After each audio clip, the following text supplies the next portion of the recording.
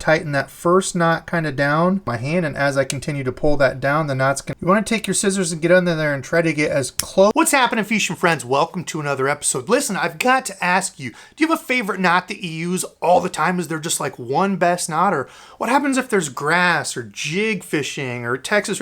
Do your knots vary? Because still to this day, one of the most common questions I get asked is, what is my favorite knot? So today I figured I'd do a little knot tying explanation here and talk about some of the things that I really like for knots, things that I look for, and I do have a couple different knots that I use, especially when I'm fishing with my spinning reel. I do always go braid to a leader, and people ask me all the time, what's a really good braid to leader knot? I feel like it breaks all the time. It's just one more connection thing. I don't want to worry about it.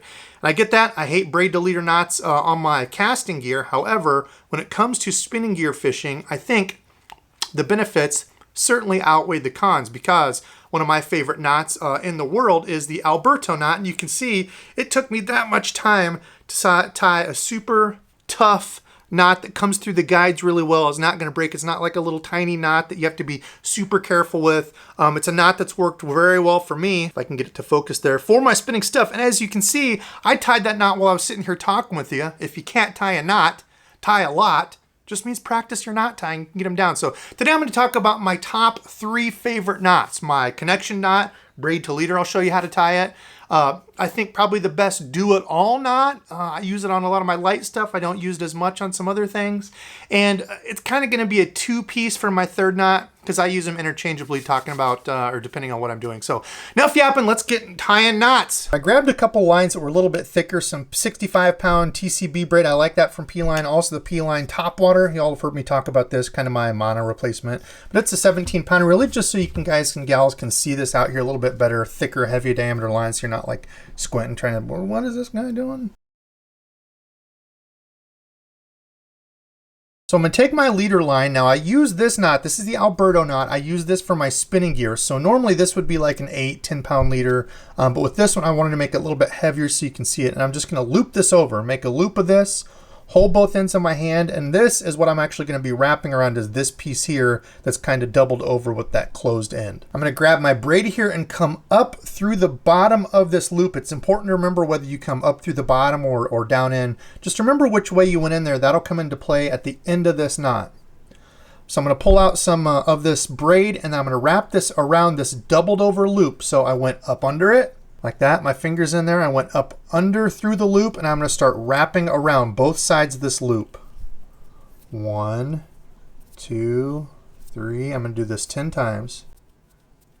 Okay, I think that was 10 there. I'm trying to do this kind of quick so you're not like, what is going on here? But 10 loops around it. And when I go back down, I'm going to pinch this line right here to both of these. And I'm going to take and wrap straight back down. And I'm going to try to get in between. See those little spots where in between the braid it's kind of open? I'm going to try to go back down that when I wrap 10 times back down. So 2, 3, 4, 5, 6, 9, and 10. Now the reason I said you wanted to count, after I do my 10 wraps back up, so you can see here, it didn't come out perfect. It doesn't always have to. It's okay. It'll tighten down on itself. But when you come back up to here, you've got your loop. You can see my loop went in through the bottom. It's important to remember that, because at the end, you want to take this and go back through the loop the opposite way that you came in. So my first one went up and under. My second one comes over and down through it. I'm going to hold both sides of my lines. Normally I would wet this. You don't want any sort of heat. Heat and abrasion is really bad when you're tying knots. So I'm going to hold both of these in my hand, and as I continue to pull that down, the knot's going to cinch right down into a tight, compact little barrel shape. And that's the knot there. That is all there is to tying that knot. Love the Alberto knot. It has been super strong for me on all my spinning gear. I don't have breakage issues with it. And when you cut it, I don't worry too much on the braid side like that. You can leave a little bit of tag, doesn't matter. On your leader line though, you have to remember this is your leader line. So as you cast, or if this is coming out of your rod tip, it's going to be going out this way through the rod tip. So if you leave an extra long end on this for the actual leader line, that little piece will end up getting caught in your line guide. So you want to take your scissors and get under there and try to get as close to that braid knot as you can. That's what it looks like right there. Leave as little of that as you can. Give it the pull test. That is super good and tight. And there you go. That is my braid to leader Alberto knot that I use for all of my spinning gear. Love it. Okay, the number 2 knot. Now I'm just going to use braid here. I honestly don't use just braid really for much of anything, certainly for frog fishing, but for lures and stuff, I'm more of either a mono or a fluorocarbon guy. So like for jig fishing and stuff, Texas rigs, I'm usually a fluorocarbon, but this line is a whole lot easier to see. So the second knot is, I think, one of the best do-it-all knots, and it's going to be the Palomar knot. Now, if you watch my channel, you all know Rand Dizzle, my buddy, dies, swears by this knot, uses it for everything. There's a ton of people like that. It's really, really easy to tie, as you'll see here. I run my line through one side of the eye, take my tag in and run it right back through the same way that I just went. And what that will do is create a loop like this. So I hold the loop in my finger here. I'm pulling my tag line back, so my tag line's over here. When you tie this, see how that braid is sitting right next to each other? You don't want your lines to cross over like this on top of the jig when you're tying the knot in there, because then as this knot continues to pull tighter, it's going to cut into it, and that's when you get breakage issues. So these lines here, you want to make sure they're sitting right next to each other, just like that, through the eye of the bait. And this next step is super easy. I'm going to keep my finger here and I'm just going to tie, I call it an overhand knot. I think this is what, a square knot or whatever, but just a regular knot like you would tie, just like so. And that knot's going to continue to kind of run down. I just leave it right to there to make sure again that those lines are right next to each other, not crossing. At this point, after I've tied it over, I'm just going to take this loop that I've made and I've been holding, bring my lure through it, like so. And then I get ready to cinch all this down. I hold it tight, wet your knot. I'm gonna hold my tag end and main line and start to pull this down. This is when you want to have this knot all the way wet, all the way up the top, because if you're using like fluorocarbon or mono, a nylon line, you can burn it as you're pulling it down. So go slow, don't pull it super tight and super fast. The other really big important part of this knot is this loop here that you tied, wrapped around. You want to make sure this loop tightens down on top of this knot. Okay, so you don't want to have your loop clear down here like this where it could get caught on the eye of it. You want to make sure that loop is pulled up your main line, because what's going to happen is as you tighten that first knot kind of down, this knot's going to tighten right over it just like that and hold that knot in place. That is the Palomar knot. Super easy to tie, and you can see here, right there, those two lines are still right next to each other. They're not crossed over, getting all caught up. They're right next to each other. After I get that pulled down tight, I grab my main line, give it a good tight pull, and you've just got one little tag end to cut off. Just like that. I love this knot because you can use it with really light lines. This is the knot that I use for ice fishing. Even little small, tiny diameter lines. This knot is really just holding down and tightening right down on itself. So it shouldn't be cutting into it unless you mess up that part there. It's not cutting into itself. It's not a weird knot where you have to do a bunch of different flipping. And, even with cold fingers, all you're doing is tying a knot, running the lure through it, and pulling everything tight. So extremely simple. That's the Palomar knot.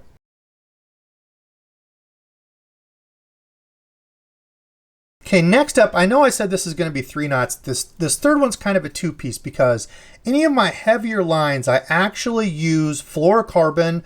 So like jigs, Texas rigs, even like spinnerbaits and stuff, anything where I'm using like a larger fluorocarbon, I like to use a thicker line and a knot that pulls down and is crazy tight. So this knot's going to start the exact same way. I ran my line through and ran it right back just like I did in the Palomar knot. So I've got a loop here that I'm holding. I've got my main line and my tag end. Now this knot is called the double shindo knot. I first saw Gerald Swindle, G-Man, tie this. I think Mark Zona, somebody shared it with me, and he calls it the shark knot or something. It's like a saltwater knot. I'd never heard it called that. I heard of it from Gerald Swindle, but really it's just a doubled over clinch knot. That's all it is. Everybody knows, probably knows the improved clinch knot that you learn to tie.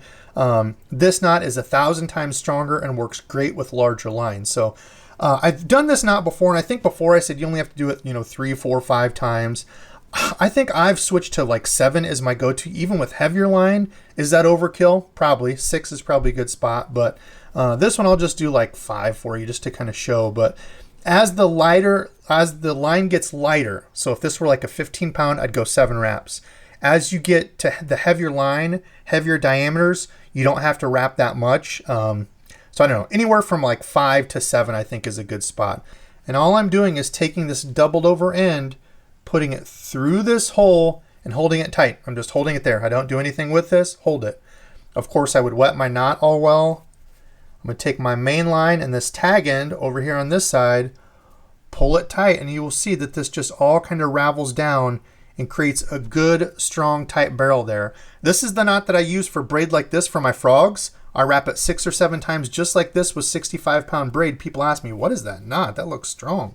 Pull both ends tight. I take my tag in, make sure it's pulled tight. Then I take just my main line, make sure it's pulled tight. And that right there is the knot that you end up with. Super strong. Now, the only thing that I don't like about this knot, if you're in a bunch of like weeds and muck and stuff, you're going to have 3 tag ends to this. So this first tag end I cut off up here, right on the top of my knot. And then I've got the doubled over end right down here, cut that off. So I've got 3 tag ends with this. It's not the most like beautiful, pretty knot once you cut the tag ends because you got a whole lot of stuff going on here.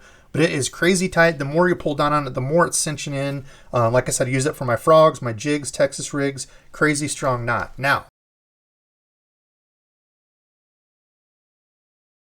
since I'm a kind, giving human being, I'm going to give you all a 4th bonus knot. So let's say you're fishing a moving bait, chatterbait, swim jig, something where you're around quite a bit of grass. I love this knot. It's called the Trilene knot. You do have to be careful with this knot when you cinch it down because it can create friction. I have people tell me, I've got troubles with it. It keeps messing up. Have to be careful with this one because of the friction. So I run my line through one end right here. I'm going to make a loop around my finger and come right back through that exact same spot that I just went in. So I went in through it once. I'm going to go in through it twice, just like that. And what's going to happen is you'll create a loop. I keep my finger inside there. I've created a loop right down in here and hold it. I'm going to wrap just like I was doing with the other one. Wrap around this main line 7 times. 2, 3, 4, 5. I think that was 7. Close enough. Usually I do 7 wraps there. And then these 2 little kind of rings are what forms here where I have my finger in the middle there. I'm going to run my tag end through both of those rings. So I've got the first one, kind of the second one. Make sure my tag end goes through both of those rings. That's why my finger was in there. Pull it through. Hold this tight. And this whole knot is going to kind of slide right down on here. I let go of that tag end. Now this is the important part. As this is all kind of coming down, I let go of the tag end there. And this is all going to cinch right down. And watch what the tag end does here. My knot continues to cinch, cinch, cinch. I get a good strong barrel. I let that tag end just sit down. I don't even touch it again. See what happens there? What you've got is the tag end that sticks straight back toward the back of the bait. So if I was fishing really thick grass and stuff, I could leave this tag end long just like this because as I come through grass, scum, anything like that, my tag end's pointing back. So especially if you have like fluorocarbon, monofilament, anything like that that's a little bit more stiff, I just leave it a little bit longer. If the fish didn't see all this stuff up here, they're not going to care about a tag end that's 1/4 inch. I know that like freaks people out and they're like, no, you have to get your scissors out and get that tag end within 1/74 of a millimeter of the knot. No, I leave extra because if your knot slips a little bit, especially with braid, or if anything happens on there, just barely hits it, I mean, you can break a knot. So I leave just a little bit of a tag end. I'm not one to cut them, you know, within 1/78 millimeter to it. I leave it long just like that, it sticks back. Now, if you're super fussy about it, yes, you could cut it a little bit, but still, this is what happens. So as you're pulling this chatterbait, swim jig, whatever it is, through all the grass and stuff, your tag end is sticking back, and that's the only tag end you've got on it. So that's your little bonus knot there, the Trilene knot. I really like that one with monofilament. Any type of mono stuff I'm doing that's moving, it cinches down really well. People will have trouble with that one on fluorocarbon, but just make sure you wet it really, really good and pull slow. Don't pull it super tight because there's 2 wraps there that you're coming through and it can create friction on it. So pull it slow.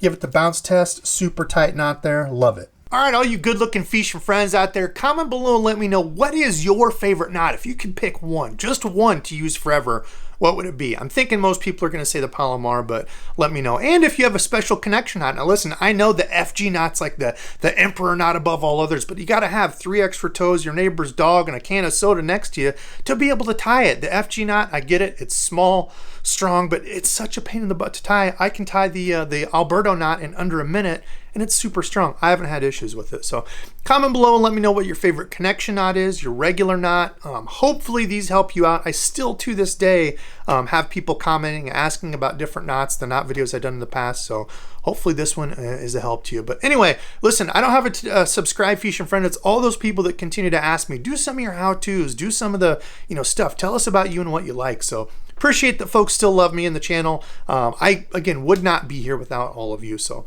thanks so much for watching. Gotta edit. Love y'all, and until next time.